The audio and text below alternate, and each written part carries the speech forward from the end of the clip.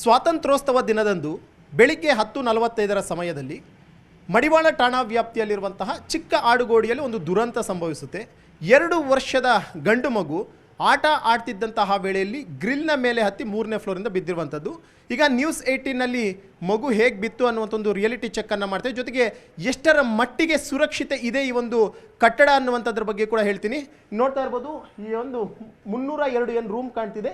ಇದೇ ಒಂದು ಮನೆಯಲ್ಲಿ ಉತ್ತರ ಭಾರತದ ದಂಪತಿಯವರು 2 ವರ್ಷದ ಮಗುವಿನ ಜೊತೆ ವಾಸವಾಗಿರ್ತಾರೆ.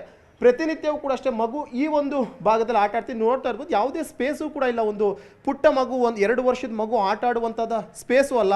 ಆ ಮಗು ಸ್ವಲ್ಪ ಎಡವಟ್ಟು ಮಾಡಿಕೊಂಡ್ರು ಕೂಡ ಅಷ್ಟೇ ಇಲ್ಲೂ ಕೂಡ ಅಷ್ಟೇ ಬೀಳುವಂಥ ಚಾನ್ಸಸ್ ಇರುತ್ತೆ. ಯಾಕಂದರೆ ಮೆಟ್ಲು ಆ ರೀತಿಯಾಗಿ ಡೌನ್ ಆಗಿರುವಂಥದ್ದು. ಒಂದು ವೇಳೆ ಇಲ್ಲಿ ಬಿದ್ದರೂ ಕೂಡ ಅಷ್ಟೇ ಅಪಾಯ ಅನ್ನುವಂಥದ್ದು ಕಟ್ಟಿಟ್ಟ ಬುತ್ತಿ.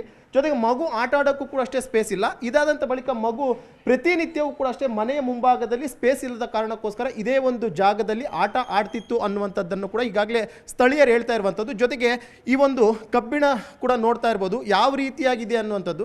ಈ ಪ್ಲೇಸ್ನಲ್ಲಿ ಪ್ರತಿ ಬಾರಿಯೂ ಕೂಡ ಮಗು ಆಟ ಆಡ್ತೀವಿ. ಜೊತೆಗೆ ಪೋಷಕರು ಕೂಡ ಅಷ್ಟೇ ಮಗುವನ್ನು ಇದೇ ಒಂದು ಭಾಗದಲ್ಲಿ ಚೇರ್ ಹಾಕಿ ಕೂಡಿಸಿದ್ರು ಅನ್ನುವಂಥದ್ರ ಬಗ್ಗೆ ಮಾಹಿತಿ ಇರುವಂಥದ್ದು.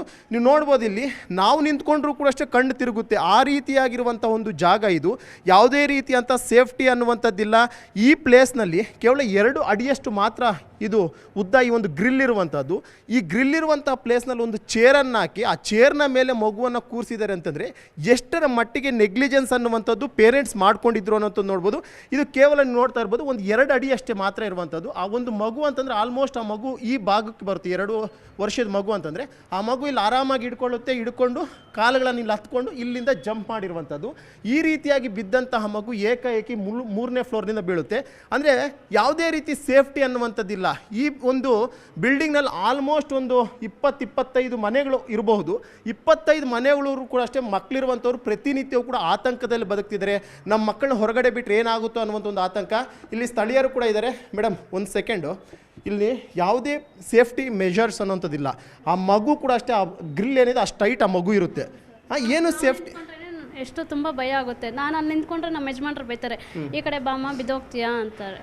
ಅದಕ್ಕೆ ಹುಷಾರಾಗಿರೋ, ಆ ಕಡೆ ಜಾಸ್ತಿ ನಿಂತ್ಕೊಳಕ್ಕೆ ಹೋಗ್ಬೇಡ, ನನ್ನೇ ಬೈತಾರೆ. ಈಗ ಮೇಡಮ್, ನಿನ್ನೆ ಇನ್ಸಿಡೆಂಟ್ ಆಯಿತು, ಬಹುಶಃ ನಿಮಗೂ ಗೊತ್ತು. ನೀವು ಮಗುನ ಪ್ರತಿನಿತ್ಯ ನೋಡುವಂಥವ್ರು. ಇದೇ ಒಂದು ಜಾಗದಲ್ಲಿ ಆಟ ಆಡ್ತೀನಿ. ಬೆಳಗ್ಗೆ ತಾನೇ ಸುಮ್ಮನೆ ಆ ಮಗು ಇಲ್ಲಿ ಗಂಟ ಬಂತು, ಸುಮ್ಮನೆ ತಲೆ ಇಟ್ಕೊಂಡು ಸುಮ್ಮನೆ ಆಟ ಆಡಿಸ್ತಾ ಇದ್ದೆ. ಸ್ಮೈಲ್ ಕೊಟ್ಟು ನಾನು ಅಂಗಡಿಗೆ ಹೋದೆ. ನೋಡ್ತಾ ಇದ್ದೆ, ನನಗೆ ಬೇಜಾರಾಗೈತೆ, ತುಂಬ ಮನಸ್ಸಿಗೆ ತುಂಬ ನೋವಾಯ್ತು ಸರ್. ಆ ಮಗು ಈ ಥರ ಆಗಿದೆ ಅಂದರೆ. ಮೇಡಮ್, ಈ ಬಿಲ್ಡಿಂಗಲ್ಲಿ ಎಷ್ಟು ಕುಟುಂಬಗಳು ವಾಸವಾಗಿದ್ದಾವೆ ಇಲ್ಲಿ ಅಂತ? 24 ಮನೆಗಳಿದೆ ಸರ್. 24 ಮನೆ ಇದೆ. ಎಷ್ಟು ಆಲ್ಮೋಸ್ಟ್ ಒಂದು ಅರ್ಧದಷ್ಟು ಮನೆಗಳಲ್ಲಿ ಮಕ್ಕಳಿರ್ತಾರೆ. ಆಟ ಆಡೋಕ್ಕೂ ಜಾಗ ಇಲ್ಲ. ಇಲ್ಲಿ ಹೆಂಗೆ ಅಂತಂದರೆ ಮಕ್ಳು ಇಲ್ಲ ಆಟ ಆಡಿದ್ರೆ ಎಲ್ಲಿ ಬೀಳ್ತಾರೋ ಅನ್ನೋಂಥ ಒಂದು ಆತಂಕ. ಮಳೆ ಬಂದರೆ ನಾನೇ ಎಷ್ಟೋ ಸತಿ ಬಿದ್ದಿದ್ದೀನಿ ಸರ್. ಮಳೆ ಬಂದರೆ ಜಾರುತ್ತೆ, ತುಂಬ ಸ್ಕಿಡ್ ಆಗುತ್ತೆ, ಎಷ್ಟು ಭಯ ಆಗುತ್ತೆ ಸರ್. ಮಳೆ ಬರಬೇಕಾದ್ರೆ ಕಾಲು ಇಡಬೇಕಾದ್ರೆ ಎಷ್ಟು ಭಯ ಹಾಕ್ಕೊಂಡು ನಡ್ಕೊಂಡು ಹೋಗ್ತೀವಿ ಸರ್. ಅಲ್ಲ ಮೇಡಮ್, ಇಲ್ಲಿ ನೋಡ್ಬೋದು, ನಾನು ನಿಂತ್ಕೊಂಡ್ರೆ ನನ್ನ ಕಣ್ಣೆ ತಿರುಗುತ್ತಲ್ಲಿ ಅಂಥದ್ರಲ್ಲ ಮಗುನ ಚೇರ್ ಹಾಕಿ ಆ ಚೇರ್ ಮೇಲೆ ಮಗುನ ಕೂಡಿಸ್ತಾರೆ ಅಂತಂದರೆ ಇನ್ನೆಷ್ಟು ನಿರ್ಲಕ್ಷ್ಯಮ್ಮ ಇವ್ರದ್ದು ಪೇರೆಂಟ್ಸ್. ಅಷ್ಟು ಕೇರ್ಲೆಸ್ ಆಗಿರ್ತಾರೆ ಸರ್. ನಾವು ಎಷ್ಟು ಸತಿ ಶಿವ ಈ ಕಡೆ ಬಾ, ಮಗು ಈ ಕಡೆ ಬಾ ಅಂತ ನಾನು ಕರೆದಿದ್ದು, ನಮ್ಮ ಯಜಮಾನ್ರು ಕರೆದಿದ್ದಾರೆ. ಒಂದು ಮಗು ಅಷ್ಟು, ಯಾಕಂದರೆ ಅದು ಸ್ಲಿಪ್ಪು, ಕಾಲಿಡೋದಕ್ಕೆ ಅಷ್ಟು ಪ್ಲೇಸ್ ಇದೆ. ಕಾಲಿಟ್ಟು ಅವರು ಹೆಂಗೆ ನೋಡ್ತಾರೆ ಅವ್ರಿಗೆ ಗೊತ್ತಾಗಲ್ಲ ಅಲ್ವ ಮಗುಗೆ. ಅದು ಮಕ್ಕಳಿಗೆ ಕೈಗೆ ಏನು ಸಿಕ್ಕಿದ್ರು ಅದ್ರಲ್ಲಿ ಆಟ ಆಡಬೇಕು ಅಂತಾರೆ, ಏನು ಸಿಕ್ಕಿದ್ರು ಹತ್ತಬೇಕಂತಾರೆ. ಅಂತ ಅದರಲ್ಲಿ ಈ ಗ್ರಿಲ್ ಸಿಕ್ಕಿದ ತಕ್ಷಣ ಮಗು ಹತ್ತಿದೆ, ಬಿದ್ದಿದೆ. ಈಗ ನೀವು ಯಾವತ್ತಾದರೂ ಹೇಳಿದ್ರ ದಯವಿಟ್ಟು ಇಲ್ಲಿ ನಿಂತ್ಕೊಂಡ್ರೆ ನಮ್ಮ ಕಣ್ಣು ತಿರುಗುತ್ತೆ, ಸೇಫ್ಟಿ ಮೆಜರ್ಸ್ ಇಲ್ಲ, ಅಟ್ಲೀಸ್ಟ್ ಇದನ್ನ. ನಮ್ಮ ಯಜಮಾನ್ರು ಹೇಳಿದ್ರು ಸರ್, ತುಂಬಕ್ಕೆ ಹುಷಾರಾಗಿರಿ ಅಂತ. ಅವರು ಹಿಂದಿಯಲ್ಲೇ ಮಾತಾಡಿದ್ರು. ಓನರ್ ಯಾರು?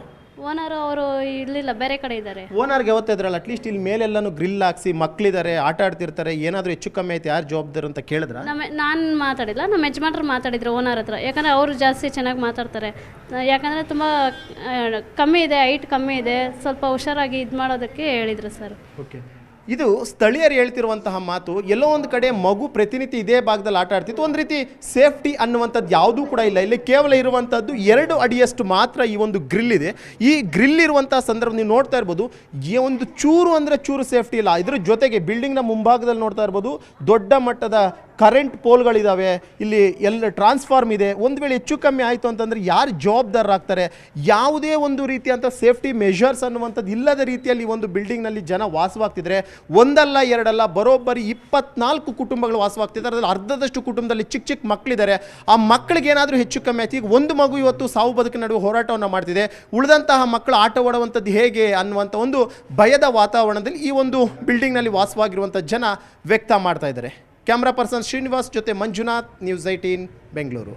ನಿರ್ಭೀತ, ನಿಷ್ಪಕ್ಷಪಾತ, ವಿಶ್ವಾಸಾರ್ಹ ಸುದ್ದಿಗಳಿಗೆ ಮತ್ತೊಂದು ಹೆಸರಾಗಿರುವಂತ ನ್ಯೂಸ್ 18 ಕನ್ನಡ ಈಗ ಆಪ್ನಲ್ಲೂ ಲಭ್ಯವಿದೆ.